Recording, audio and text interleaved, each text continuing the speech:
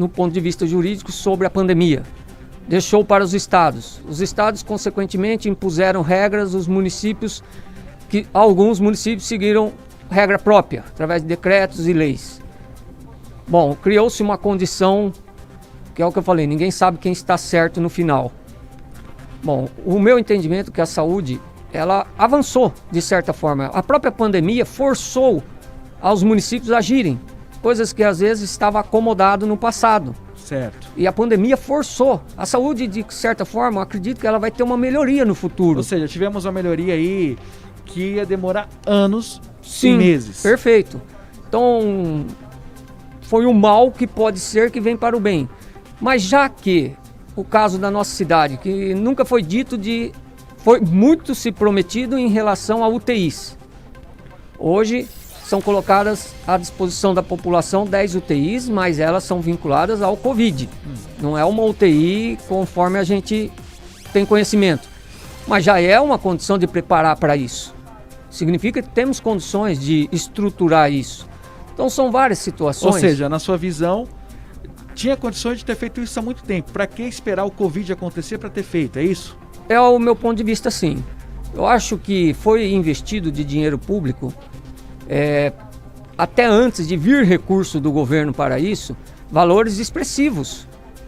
Então, leva a crer que teria condição, sim, de ter esse investimento.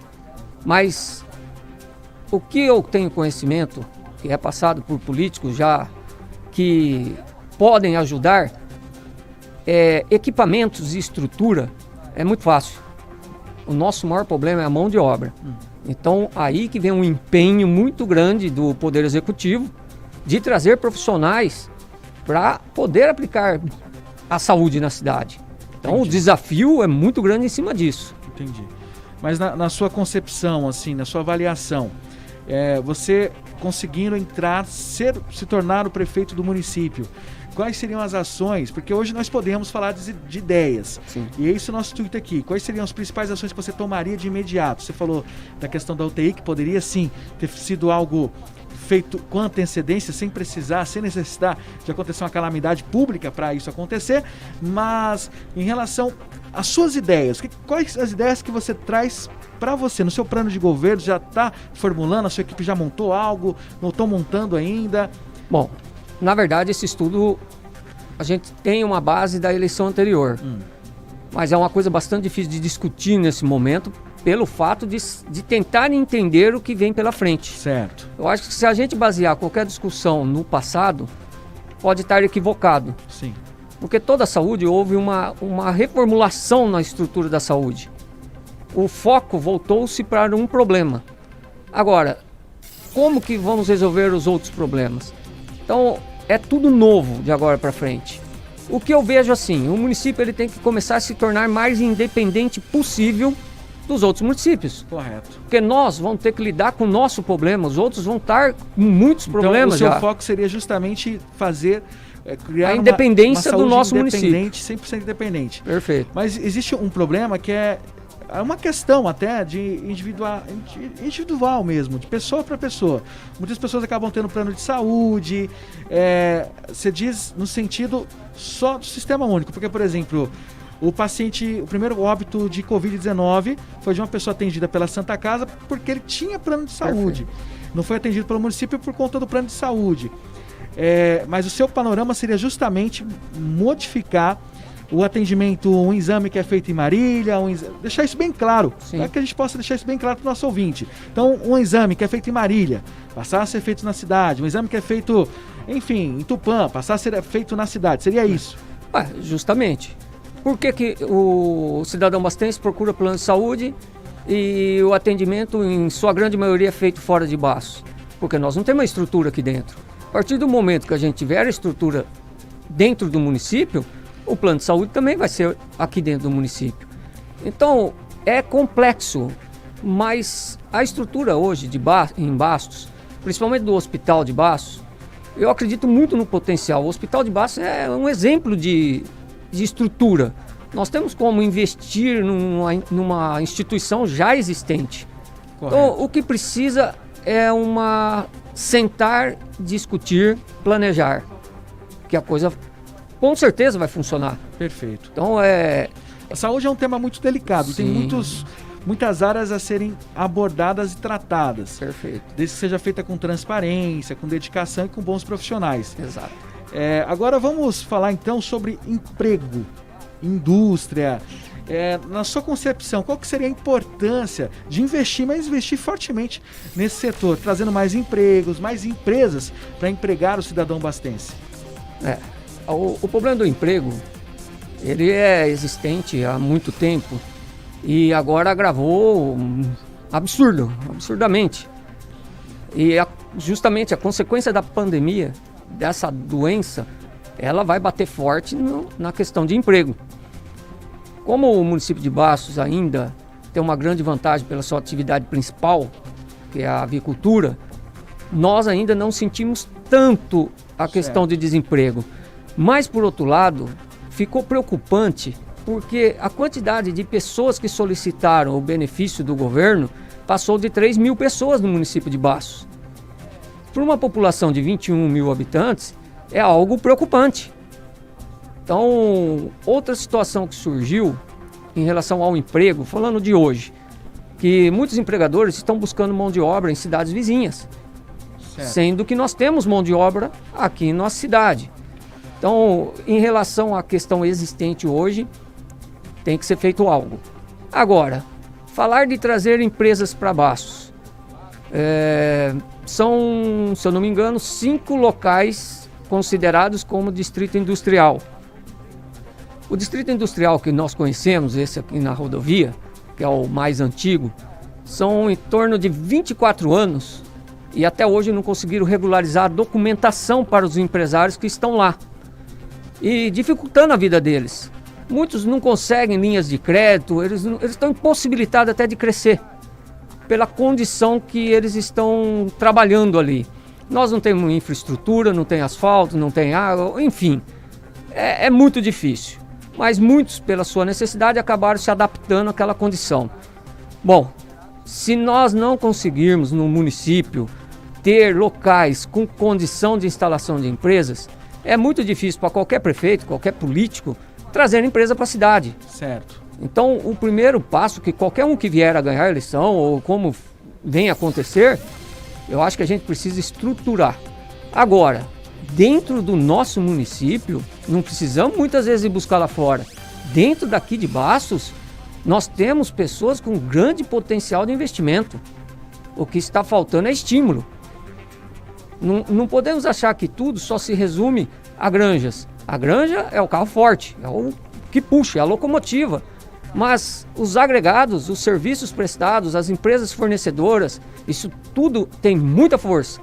E infelizmente a gente não está se aproveitando disso. Então, Bastos é uma cidade atípica. Nós temos uma renda per capita absurda. Chegamos a ser considerada a segunda da região no passado. Hoje, infelizmente, ficamos distantes. Mas Bastos é um potencial fora do comum, Thiago. Você falou que... Por que você acha que diminuiu tanto a nossa arrecadação? Como você falou que ficamos distante agora desse segundo lugar que nós ocupávamos na região. Na sua concepção, na sua visão política, o que motivou esse distanciamento? Bom, na verdade, o que acontece foi uma coisa natural que vem acontecendo nos últimos anos. Por uma questão de estratégia, de sobrevivência da atividade, de logística, muitos produtores de grande poder aquisitivo investiram em outras cidades, em outras regiões, em outros estados. E isso é um movimento natural. Certo. Não tem o que achar que é por causa de política, jamais. Isso é um movimento natural. Agora, teríamos que ter procurado outros caminhos. Se perdeu de um lado, vamos buscar de outro. Então, a questão da arrecadação do município, ela ainda é altíssima em comparação a muitos da região. Mas eu acredito sim, nós poderíamos estar muito além. Muito além. Nós chegamos a ser comparado por renda per capita com o Presidente Prudente e Marília. E hoje não tem nem como mais fazer essa comparação. Então, esse potencial dessa cidade, ele tem que ser buscado.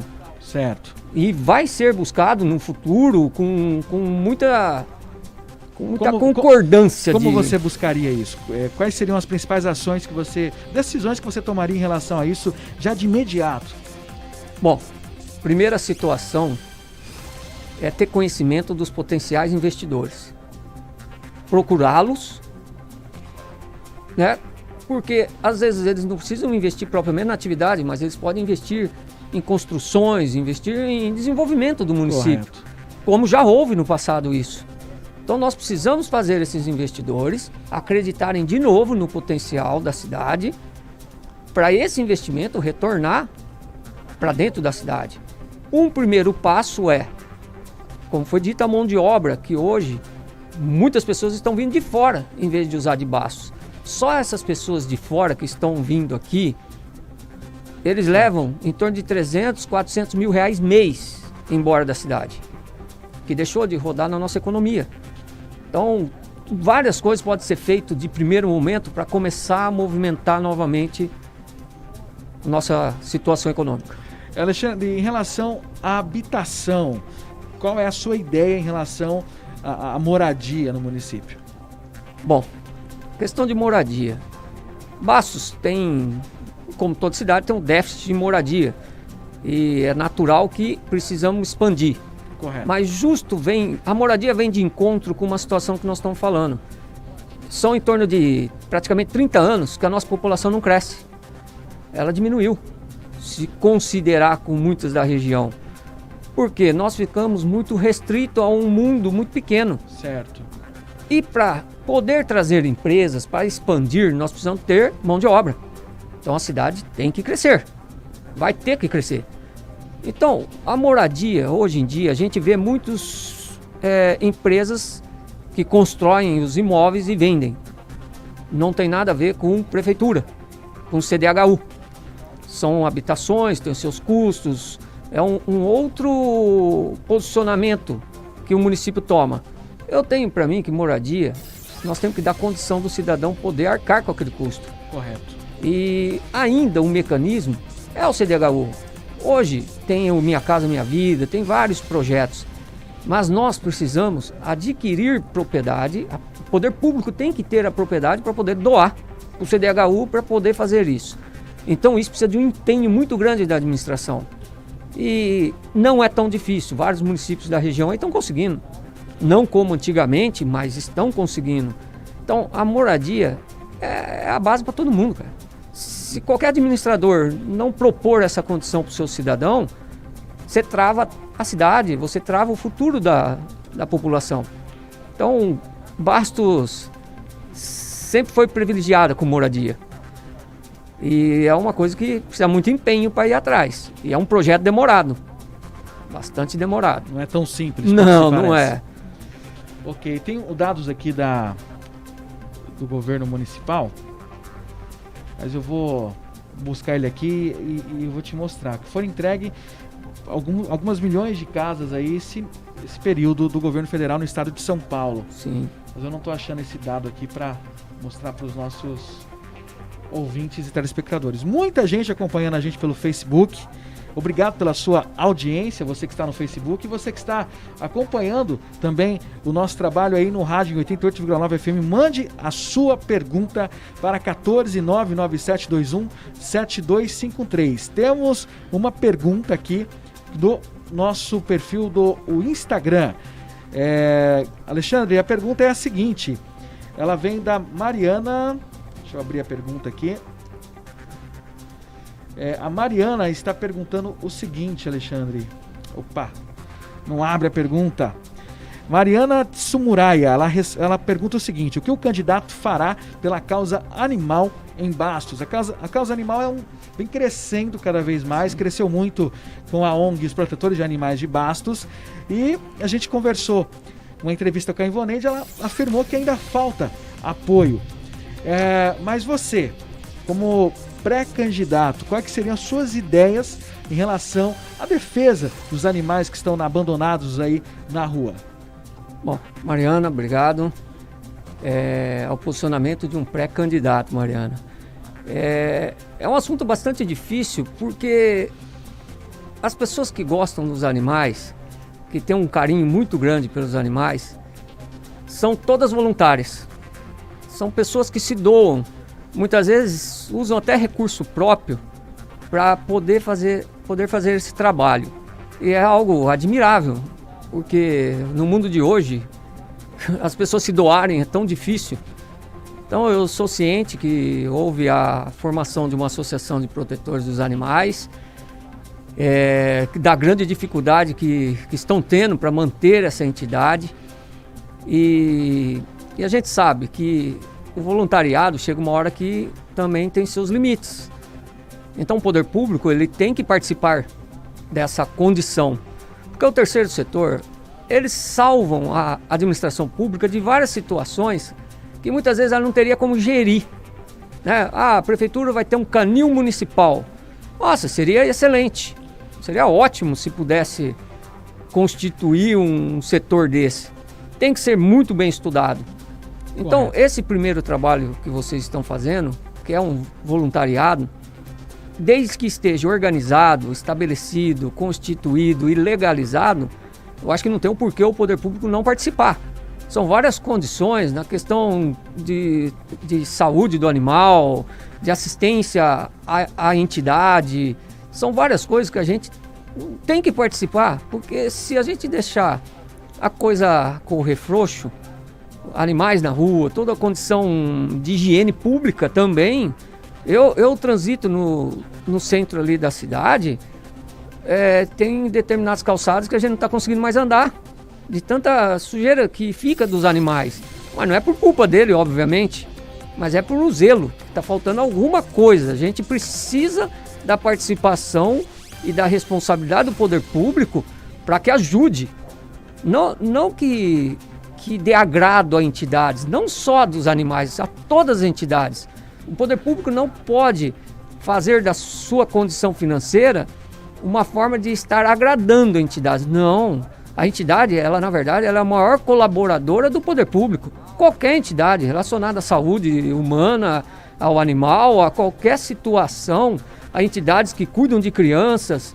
Então quem está no poder público, ele não pode usar essa prerrogativa de que vai ajudar como se fosse uma caridade. Não. Correto. O poder público ele tem que fazer a parte dele. Se a parte dele é a financeira, que faça bem feito.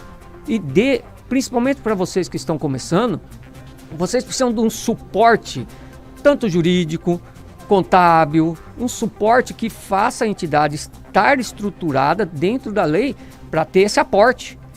E com certeza vocês estariam ajudando toda a cidade, toda a cidade, resolvendo o problema do cuido, da lida com o animal, né? De uma castração, de uma condição de a gente controlar tudo isso. Perfeito. Alexandre, e tem mais um problema, mas só para concluir a questão da habitação, que é a informação que eu passei, está totalmente equivocado. O governo federal entregou 300 novas moradias, não foi milhões não, foi 300 novas moradias na capital paulista, em Borebi, no interior de São Paulo. Perfeito. Unidades habitacionais atendem mais de 1.200 pessoas nas duas localidades. É possível fazer uma boa parceria com o governo federal para trazer moradias. Então isso, você já falou aqui, é uma possibilidade que existe no seu plano de governo. Tanto o governo federal quanto o governo estadual, o CDHU.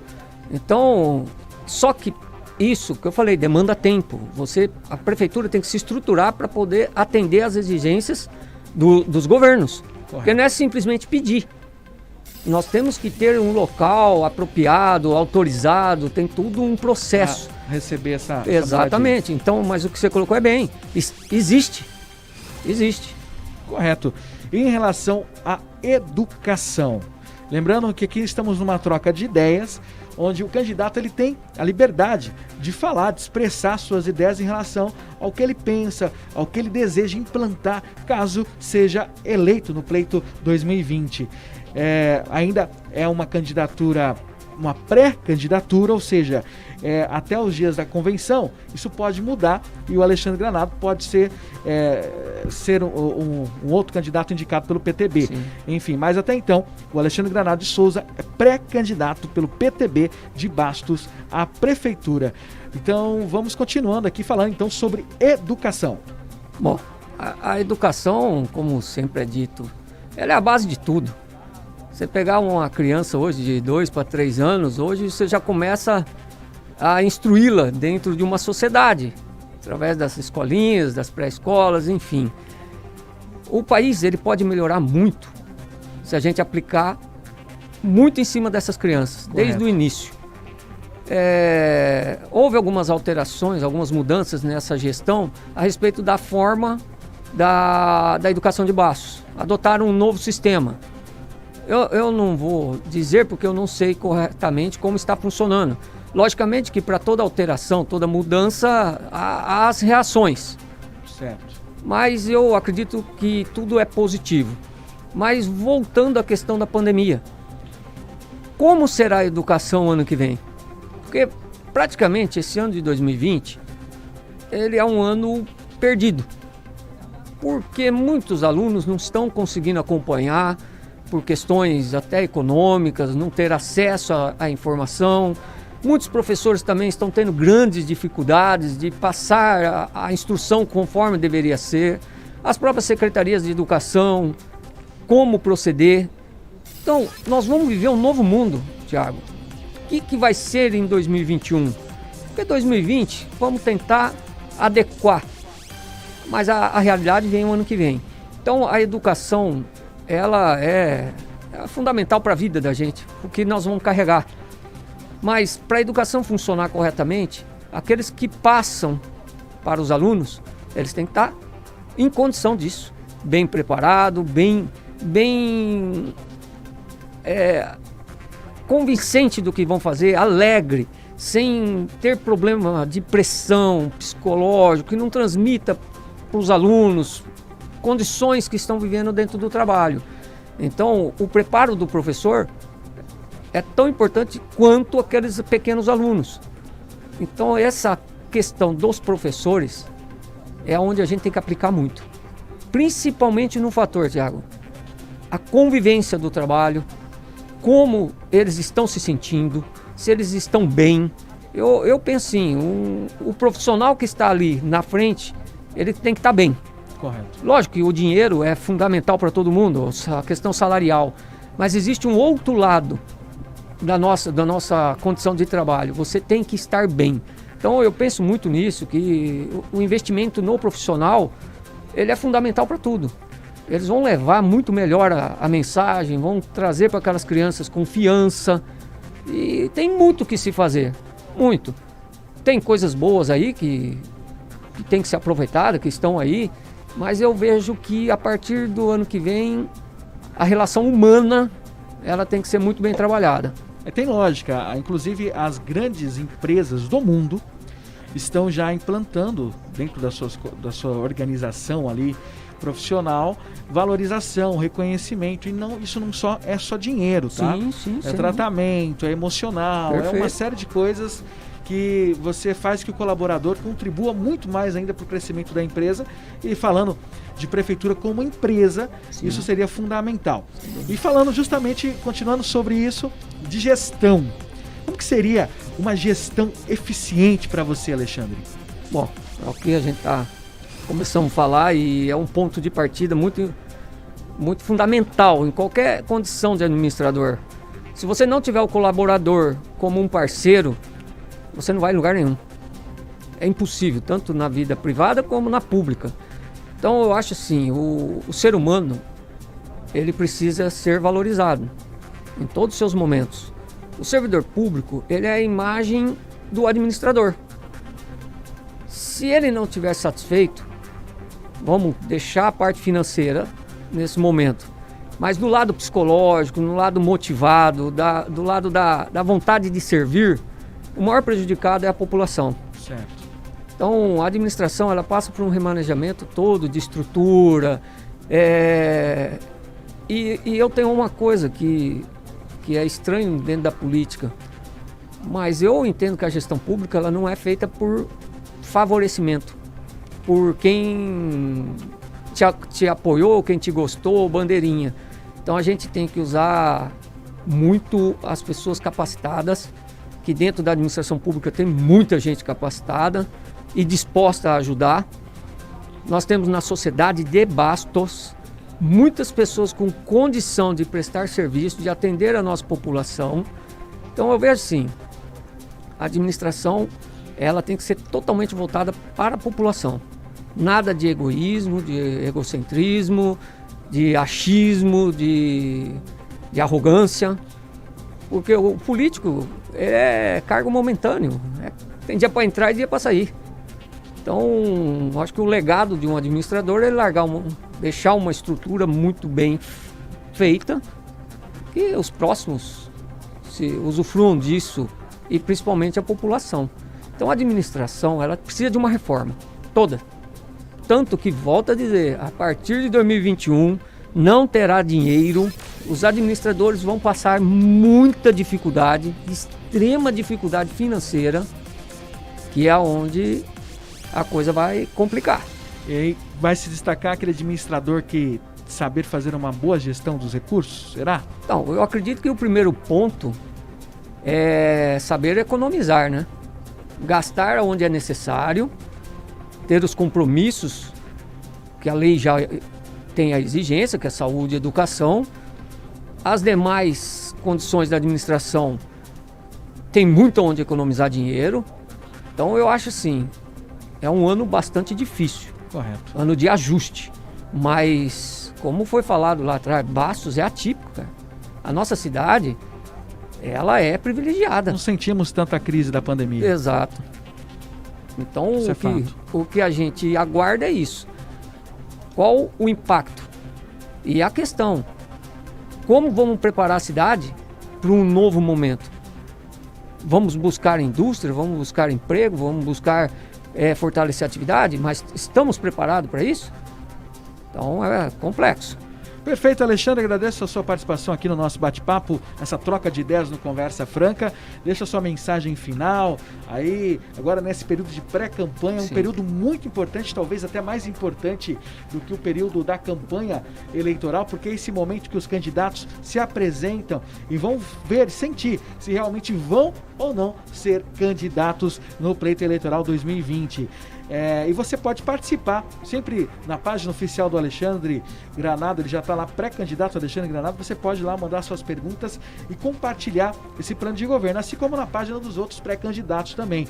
Eu também já vi que a Virgínia Fernandes, do PSDB, é pré-candidata. A Virgínia Fernandes está feito convite aqui ao vivo para você vir aqui nos estúdios do Jornal 11h30 para bater esse papo com a gente. Já recebemos aqui o prefeito Manuel Rosa, do MDB, conversou com a gente claramente sobre muitos assuntos, falou das suas principais conquistas, suas dificuldades, enfim, falou sobre tudo. Inclusive, a entrevista está lá no canal do YouTube Thiago Henrique Conversa Franca. E convido também a prefeita municipal de Bastos para bater esse papo comigo aqui. Aliás, a ex-prefeita municipal de Bastos, a Virgínia Fernandes, do PSDB, para bater esse papo comigo aqui. Já entrevistamos Caioque, Nelson Bugalho, de Presidente Prudente, Caioque, de Tupã, e vamos continuando fazendo essa entrevista com todos os pré-candidatos da região. E hoje tendo a honra de receber Alexandre Granado de Souza, do PTB, ele que está aqui pela segunda vez, porque a semana passada nós ainda tínhamos dúvida do que podia ser falado ou não falado. Essa semana ele veio para falar das suas ideias. Então, semana passada ele anunciou a sua pré-candidatura, e essa semana ele vai apresentar seus argumentos, suas ideias, o que motivou ele a se colocar à disposição da população como pré-candidato a prefeito de Bastos. Então deixa a sua mensagem final, Alexandre. Thiago, mais uma vez, parabenizar você por essa iniciativa, que é fundamental para esse momento, e dizer que Bastos, politicamente, tem uma boa condição para a próxima eleição. Acredito que teremos 3 ou 4 hoje pré-candidatos, e todos devem ter suas boas intenções. O que eu digo que minha proposta é diferente. Em momento algum é tentar ilubriar ou falar vantagens, contar alguma coisa que eu não possa realizar, ou pelo menos iniciar. Então esse trabalho da pré-campanha é justo para a gente trazer, de alguma forma, para que vocês que estão ouvindo e acompanhando em redes sociais, a diferença das pessoas. Logicamente ninguém é melhor que ninguém, não podemos nos julgar assim, mas todos têm que ter um momento de ter a sua oportunidade. Então, através da pré-campanha, é onde eu vou analisar qual é a condição que eu tenho para que venha para a convenção e disputar com meus colegas a possibilidade da candidatura. Então eu acho que o futuro ele vai ser diferente. Então nós precisamos analisar o que nós queremos de diferente para o futuro. Eu acho que a gente precisa dar chance para tudo que é novo. Tudo vai ser novo. Nós precisamos evoluir, inovar. E a hora é agora, porque nós não podemos retroagir. Não vai ter mais volta. Então eu estou lançando essa pré-candidatura, peço o apoio de vocês para que eu tenha condições de saber se eu estou no caminho correto. E mais uma vez, Thiago, eu parabenizo, cara. Você está sendo aberto para quem quiser vir aqui expor, dialogar. E eu também estou à disposição. Acho que não tenho conhecimento de tudo, porque minha vida particular é um escritório de contabilidade. Conheço parte do que é público, de administração pública, mas eu entendo também que nós temos condição de aprender muito rápido. Perfeito, essa foi o nosso bate-papo com o pré-candidato a prefeito de Bastos, Alexandre Granado. Muito obrigado pela sua participação e qualquer coisa a gente volta a te chamar para